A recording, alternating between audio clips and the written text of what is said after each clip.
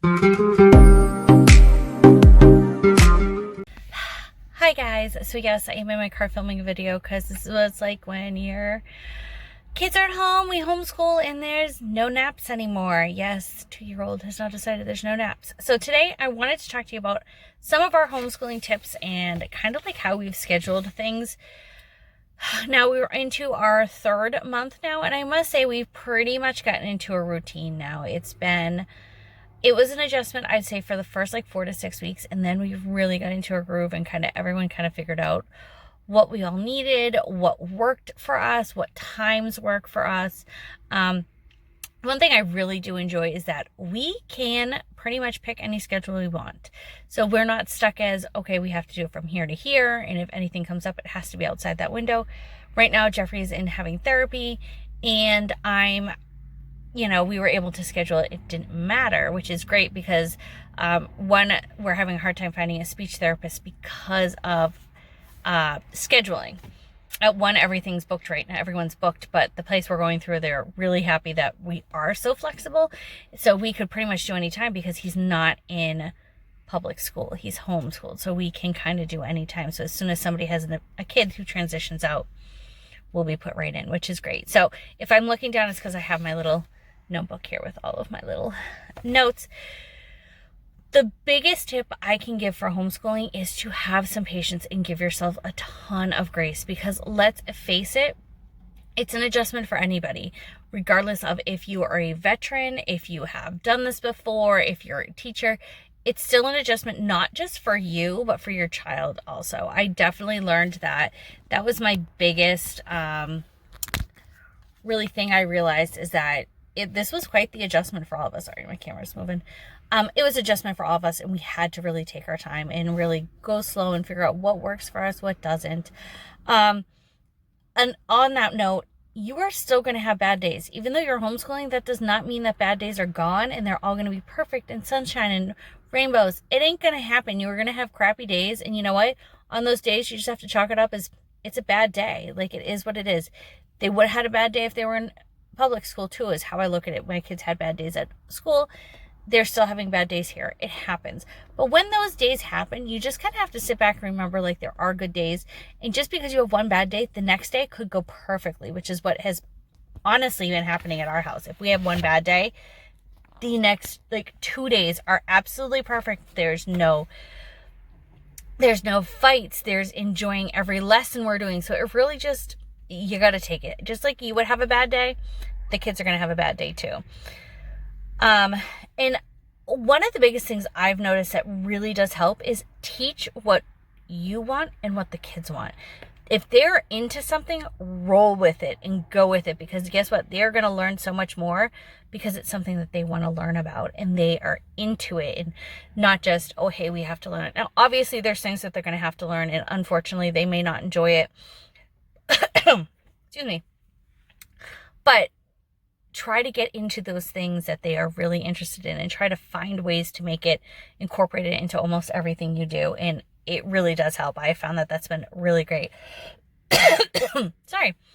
Another thing is get creative. If you have to, today, for example, I had one kid was sitting at the table doing his spelling words, and he had spread the spelling words all over the table. They were all spread out, and that's how he was doing his spelling words that day. Whatever. Robert was over standing on a chair at our whiteboard. He was writing them on the whiteboard and then writing them on his paper. So he actually wrote it twice. And Robert's my one. He doesn't like his spelling words. So, they're both off doing different things. Yesterday, for example, one of them did their work in their bedroom. The other one sat at the table. So get creative if you have to. And if you have to, maybe go outside, or, just because you have to learn a lesson doesn't mean you have to sit at a table and learn it, or you don't have to learn it the traditional way. You could get creative with it, get them involved, get hands-on, do whatever you gotta do, but get creative. For me, I've realized that homeschooling does not take up much of your day. I would say on max, we're probably at 2 hours a day that we probably are doing legit curriculum and our main and core subjects. And then, we might have stuff later in the day, like the kids want to do a science experiment that we just didn't get in before we had to come to this appointment and do lunch and all that. So we'll do that later, but that'll take a little bit. We might do an art project later, but I would say max, it's probably 3 hours total a day throughout the day. It's not like 3 sitting there the whole time. You know, it's an hour and a half normally in the morning for us, and then like an hour in the afternoon. And the hour in the afternoon is really doing something fun, maybe where, like I said, do an experiment, arts and crafts, and maybe doing something sensory. So it's not so much curriculum based that entire time, which is awesome. So it definitely doesn't take up much of your day, which if you know that going on now, obviously as they get older, it will take longer, but obviously my kids are only in second and first grade, so it's not that much of our day. Something I've learned that the boys really like are games. So whether it's a board game or a puzzle, we have a lot of educational games that we've been using that have been working out really well. And my mother-in-law actually just gave us her old iPad, and I only put educational games on there that the boys have to ask to play with. And honestly, it's like one of those things, like if we're having a really bad day and maybe we're not into math that day, let's stop and do one of the math apps. And it's, though yes, you're doing math, I mean, you're playing a game, but it's math related. And it's one of the ones we have, forget what the heck it is called. I think it's Monster Math, but the boys play it together. So they work together. So it's teamwork. It's not only are you learning something, but you're also getting that teamwork at the same time. So I really do, and I will use educational tools however I have to, whether it's watch a video, do something on YouTube. Like I said, take out the iPad if you had to. Last week we had a horrible day. It was just, nothing was going right. And I'm like, it's just a bad day. So they wanted to play on the iPad. I had finally set it all up. And guess what? They played on the iPad. And they played awesome. They enjoyed it. They had so much fun. They were so excited when they completed something. So, I mean, though, yes, it was a bad day, like trying to teach something, it turned out to be a good day in that respect. So just kind of, you got to go with the flow and use whatever you need to. And one thing I really, it dawned on me, but it really didn't until I started like really researching homeschooling, is everything is a lesson. You are learning throughout the day. My kids want to help me next week with Thanksgiving. You'll be seeing this after Thanksgiving, but they want to help me with Thanksgiving. So there's a couple things that they want to help me make. And I'm like, that's awesome. But it's also a great lesson for them because they're going to get to, learn how to read the recipe and learn the measurements and all that. So, I mean, everything is a lesson. And I never really realized that. I guess, like, even though, yeah, you're constantly learning, and even as an adult, we're learning, but the kids are just always learning. And it's great. I love it because every day can be some form of a lesson. Excuse me.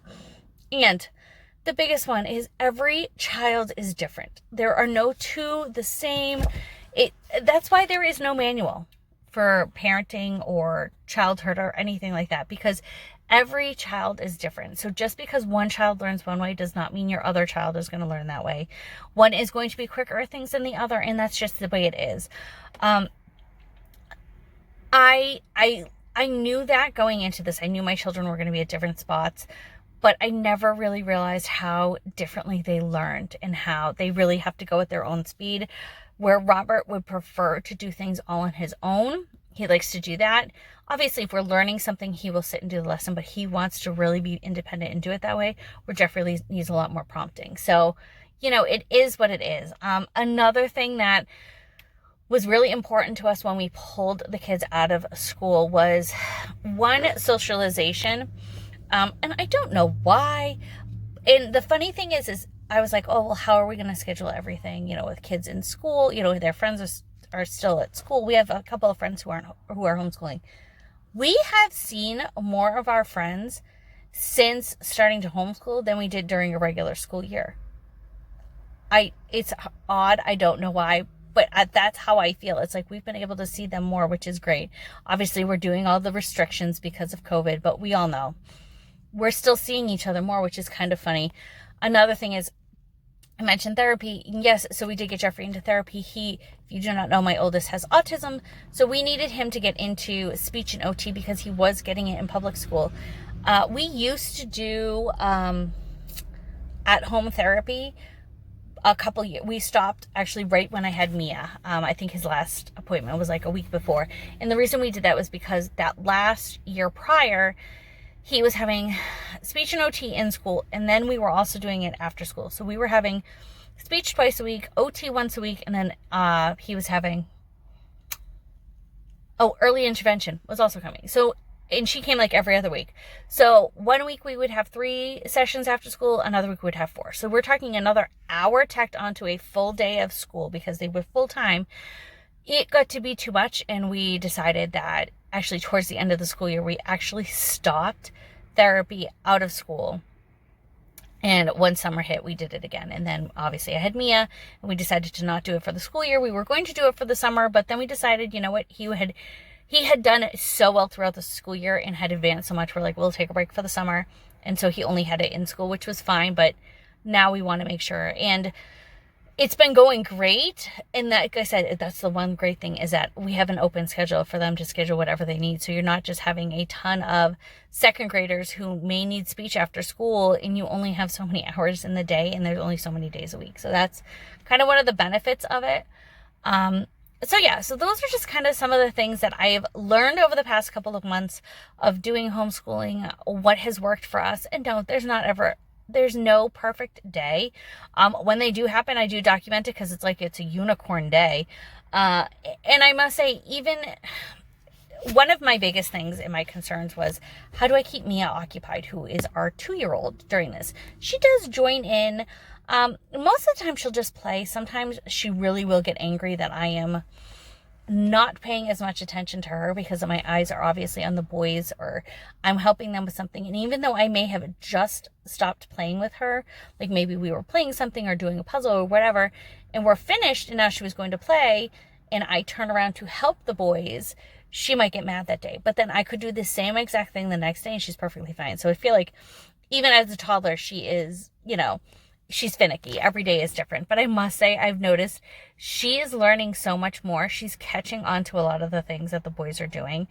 And it's just kind of funny. I'm like, wow, she's like, I feel like she's so advanced because my boys weren't there. And I mean, not that they were, well, Jeffrey was delayed. He had autism and he did have a major speech delay, but Robert was right where he should be. But I still feel like Mia is a little ahead. And I wonder if it is because we're homeschooling, because she's catching on to all these things.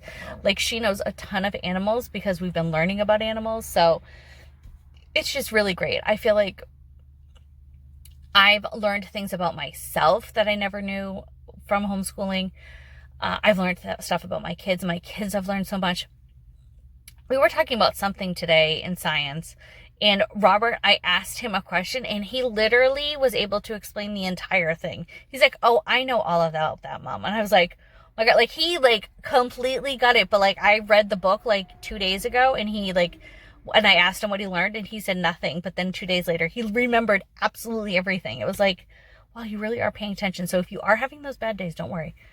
There will be better days coming. So those are my biggest tips right now, is have a lot of patience, have a lot of grace, and just realize bad days are going to happen. You're going to have a bad day.